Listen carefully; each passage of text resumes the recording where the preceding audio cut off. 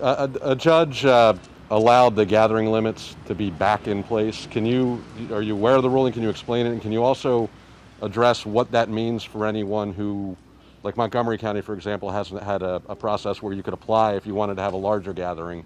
Yeah, you're talking about the stay that with the Third Circuit put on the judge's ruling, while the stay Turned down which, and then reopened. well, the stay was turned down by the district court and then approved by the circuit court, and the circuit court now has given itself time to rule on the appeal.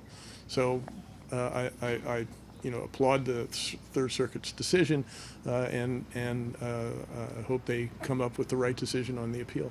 What's that mean for Pennsylvania? Does that mean the 250 is back in place? It's back in place, but I keep working with the schools. I mean, we have to recognize we have a virus out there, and I don't like it. You don't like it. No one likes it, and yet that virus is out to get us. And so we have to be careful about how we gather together, and I think that's the important thing.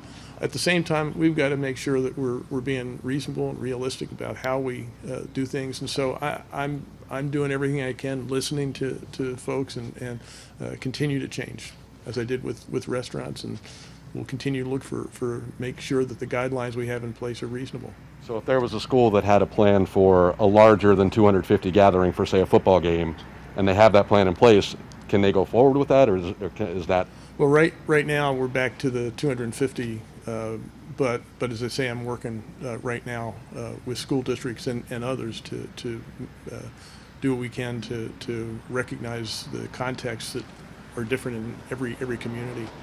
Right. So what's that mean for, say, Friday nights? So say there's a football game where a plan was put in place for more than 250 You'll people. have to stay tuned. We're working on it as we speak. So today's Thursday. Yes.